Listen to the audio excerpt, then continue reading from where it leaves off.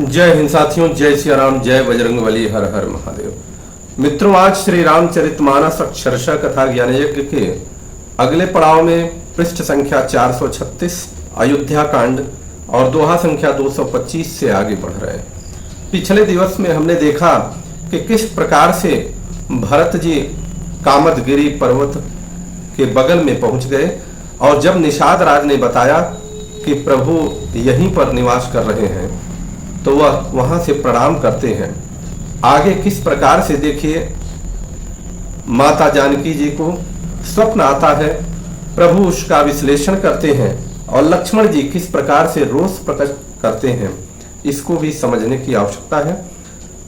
श्री रामचरितमानस का यह अद्भुत कथा ज्ञान यज्ञ सनातन संस्कृति के लिए एक ऐसा प्रयास किया जा रहा है कि हमारे साथ हमारे लोग जो सनातन धर्म को मानने वाले हैं या सनातन ही पुरातन है और इस सृष्टि का जब से निर्माण हुआ तब से सनातन का ही एक संस्कार बना इस सृष्टि में, तो वो लोग समझ सकें कि हमारे ऐसे ऐसे महापुरुष हुए हैं कि जो ईश्वर का चरित्र चित्रण कितने सुंदर ढंग से किए हैं। आइए आगे हम देखते हैं।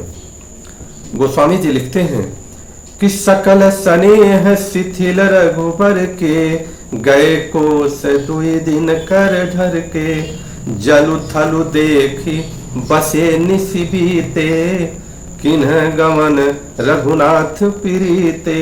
सब लोग श्री रामचंद्र जी के प्रेम के मारे शिथिल होने के कारण सूर्यास्त होने तक 2 कोस ही चल पाए। गए कोस दुई दिन कर ढर के, और उसके बाद जहां जल और स्थल देखा, अच्छा जगह देखा, वहीं पर उन्होंने अपना डेरा डाल दिया, विश्राम कर लिया और बिना खाए पिए रहे। उसके बाद रात बीतने पर श्री रघुनाथ जी के प्रेमी भरत जी ने आगे गमन किया। वहां राम रजनी अवशेषा, अब वहां की घटना हो रही है जहां प्रभु श्री रामचंद्र जी हैं। किस तरह से वहां का एक वर्णन आता है कि वहां राम रजनी अवशेषा, जागे सीय सपन यस देखा। अर्थात उधर श्री रामचंद्र जी रात को शेष रहते ही जग गए, अर्थात अभी रात बीती नहीं थी, उसके पहले ही जग गए। रात को सीता जी ने ऐसा स्वप्न देखा। क्या, किस प्रकार का स्वप्न देखा कि सहित समाज भरत जनु आए, नाथ वियोग ताप तन ताए। उन्होंने देखा कि पूरे समाज सहित भरत जी आ गए हैं। प्रभु के वियोग की अग्नि से उनका शरीर संतप्त है। फिर आगे माता जी क्या देखती हैं स्वप्न में कि सकल मलिन मन दीन दुखारी, देखी सासु आन अनुहारी। सभी लोग मन में उदास, दीन और दुखी हैं। सासुओं की दूसरी ही सूरत देखा।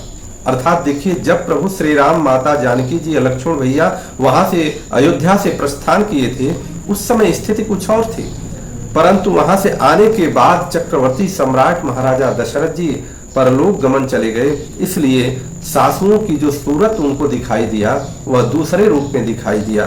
तो ये संकेत प्रभु को और माता जानकी जी को वहां पर मिल गया। सीता जी का स्वप्न सुनकर सुनि सिय सपन भरे जल लोचन। सीता जी का स्वप्न सुनकर प्रभु श्री रामचंद्र जी के आंख में आंसू आ गया। भय सोच बस सोच विमोचन। सबको सोच से छुड़ा देने वाले प्रभु खुद सोच में पड़ गए। किस प्रकार की लीला करते हैं प्रभु। ऐसे प्रभु जो पूरे जगत के सोच को छुड़ा देने वाले हैं, वो खुद सोच में पड़ जाते हैं। लखन सपन यह नीक न होई, कठिन कुचाई सुनाई कोई। और प्रभु बोलते हैं कि लक्ष्मण, यह स्वप्न अच्छा नहीं है, कोई भीषण कुसमाचार हम लोगों को जरूर मिलेगा। अस कहीं बंधु समेत नहाने, अपूजी पुरारी साधु सन माने। उसके बाद ये कहने के पश्चात लक्ष्मण जी के साथ प्रभु स्नान करने के लिए चले गए और स्नान करने के बाद शिव जी का पूजन करते हैं, महादेव जी का, त्रिपुरारी जी का पूजन करते हैं और पूजन करने के बाद साधुओं का सम्मान करते हैं। सनमानी सुर मुनि बंदी बैठे उतर दिशि देखत भये। नभ धूरी खग मृग भूरी भागे बिकल प्रभु आश्रम गए। तुलसी उठे अवलोकी कारण कान चित सचकित रहे। सब समाचार किरात कोलनि आयते ही अवसर कहे। देवताओं का सम्मान और मुनियों की वंदना करके श्री रामचंद्र जी बैठ गए और उत्तर दिशा की ओर देखने लगे। उत्तर दिशा की ओर देख रहे हैं प्रभु, तो देख रहे हैं कि आकाश में धूल उड़ रही है और बहुत से पक्षी पशु व्याकुल होकर के प्रभु के आश्रम की तरफ भागे चले आ रहे हैं। तुलसीदास जी कहते हैं, प्रभु श्री रामचंद्र जी यह देखकर उठे और सोचने लगे कि ऐसा क्या कारण है। वे चित्त में आश्चर्य युक्त हो गए। उसी समय कोल भीलों ने आकर सब समाचार कहे। सुनत सुमंगल बैन मन प्रमोद तन पुलक भरा। शरद सरोरुह नैन तुलसी भरे स्नेह जला। तुलसीदास जी कहते हैं कि सुंदर मंगल वचन सुनते ही श्री राम जी के मन में बड़ा आनंद हुआ। शरीर में पुलकावली छा गई और शरद ऋतु के कमल के समान नेत्र प्रेमासुओं से भर गए। बहुरी सोच बस भेसियरन बनु कारण कवन भरत आगमनु। सीतापति श्री रामचंद्र जी पुनः सोच के वश में पड़ गए कि भरत किस कारण से आ रहे हैं, आने का क्या कारण हो सकता है।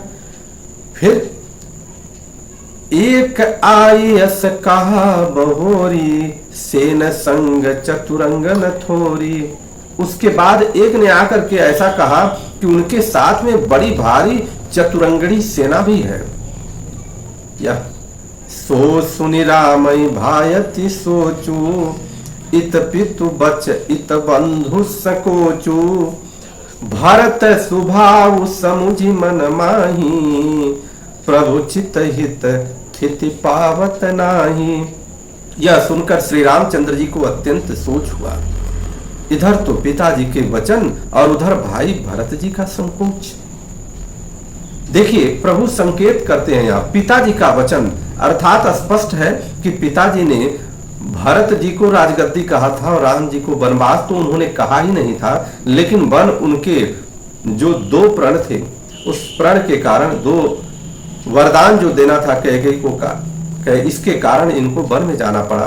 तो कारण इधर उनका वचन, मतलब यहाँ पर संकोच, यहाँ संकेत देते हैं प्रभु कि उनका वचन का पालन भी करना है। उधर भरत का मतलब स्थिति भरत की है, वो समझ जाते हैं कि क्या करने के लिए भरत आते हैं और आ रहे हैं। भरत स्वभाव समझ मन माही। भरत जी के स्वभाव को मन में समझकर तो प्रभु श्री रामचंद्र जी प्रभु चित्त हित स्थिति पावत नाही। प्रभु श्री रामचंद्र जी चित्त को ठहराने के लिए कोई स्थान ही नहीं पाते। कहाँ चित्त ठहरे? क्यों? क्योंकि वह भरत के स्वभाव को जानते हैं कि भरत आए क्यों हैं, इसीलिए आए। वो जान रहे हैं कि हमको ले जाने के लिए आ रहे हैं। समाधान तब भाय जाने भरत कहे मऊ साधु सयाने। तब यह जानकर समाधान हो गया कि भरत साधु और सयाने हैं तथा मेरे कहने अर्थात मेरे आज्ञाकारी हैं। लखन लख्यों प्रभु हृदय खभारू कहत समय समनीति विचारू। लखन जी ने देखा कि प्रभु श्री रामचंद्र जी के हृदय में चिंता है, तो वे समय के अनुसार अपना नीतियुक्त विचार करने लगे। और विचार लक्ष्मण जी किस प्रकार से कर रहे हैं। बिनु पूछे कछु कहूं कुसाई सेवक समय न ढीठ ढिठाई। कितनी मर्यादा थी उस समय। लक्ष्मण जी कहते हैं कि हे स्वामी, आपके बिना ही पूछे मैं कुछ कहना चाहता हूं।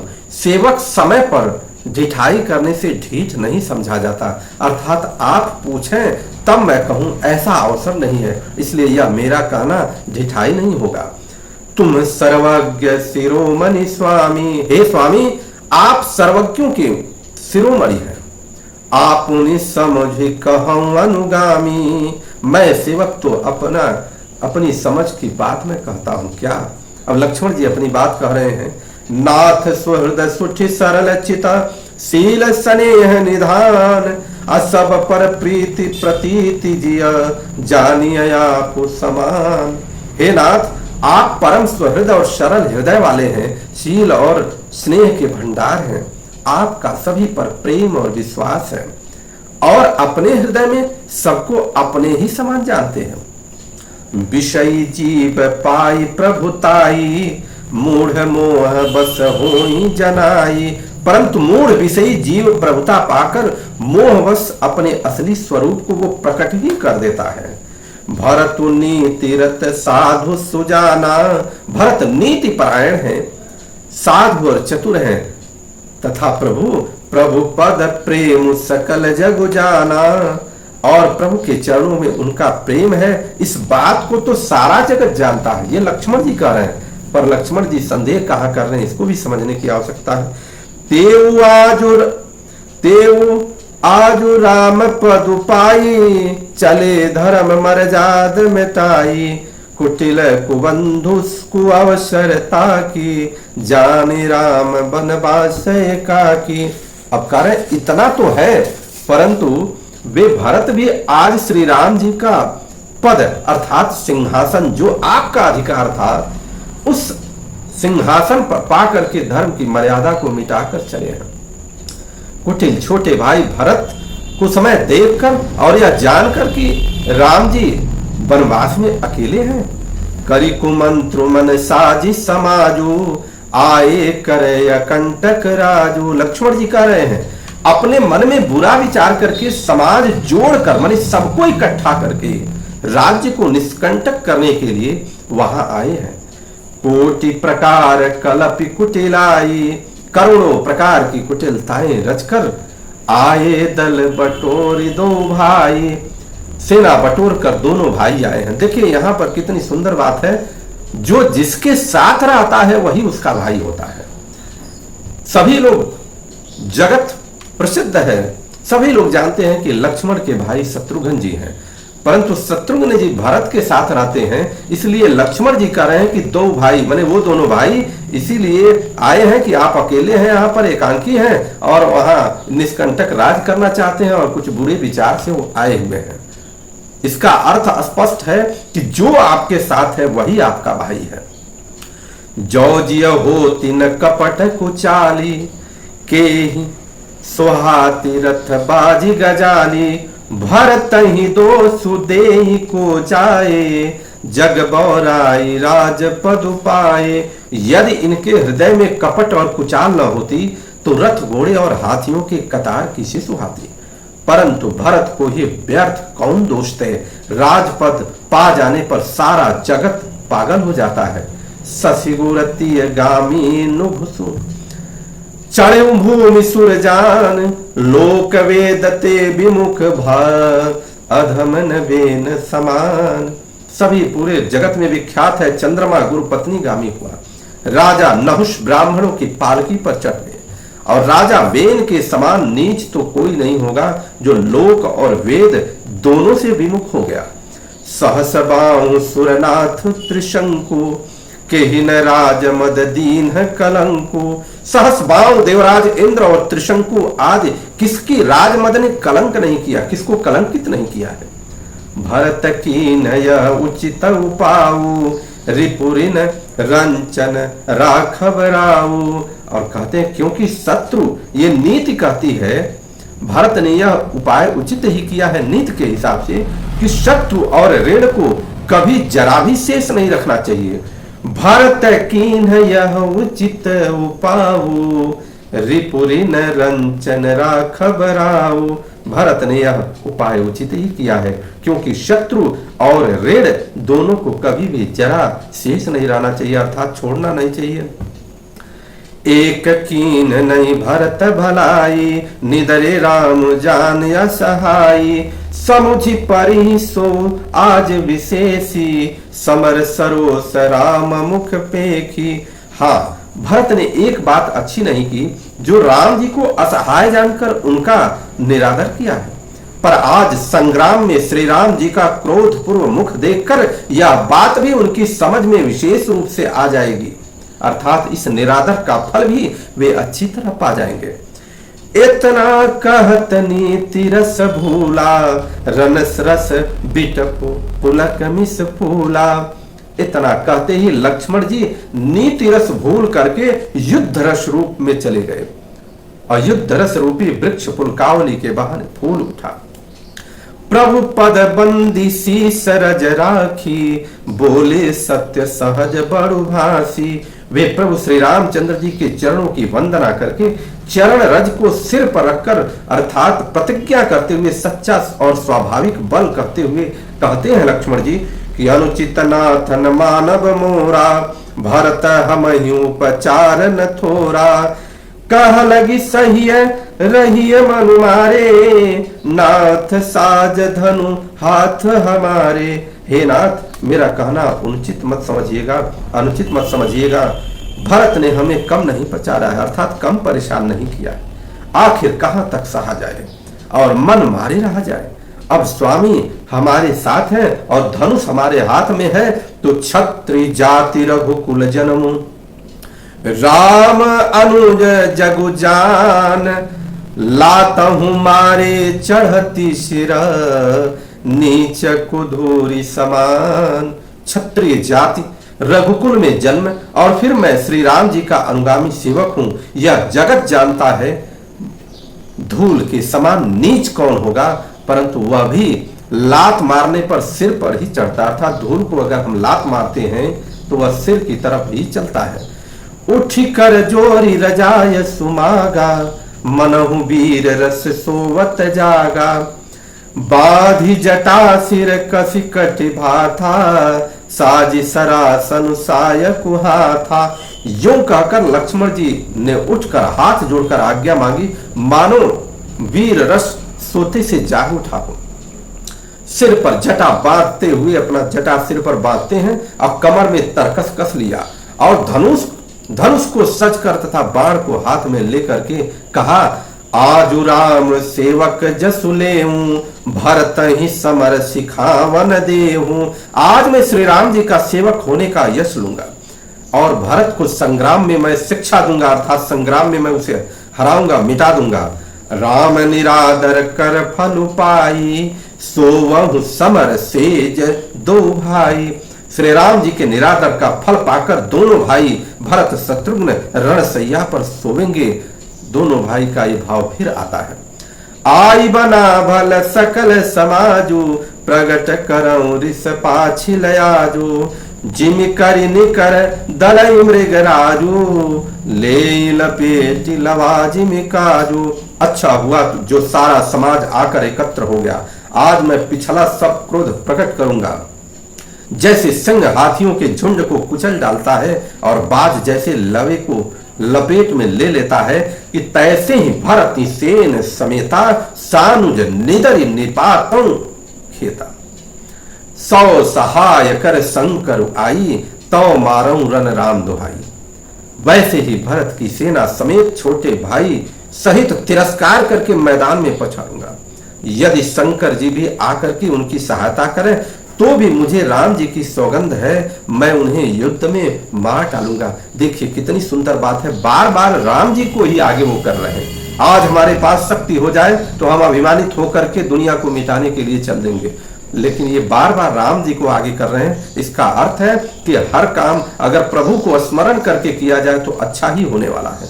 अति सरोज माखे लखनु, लखी सुनि शपथ प्रवान।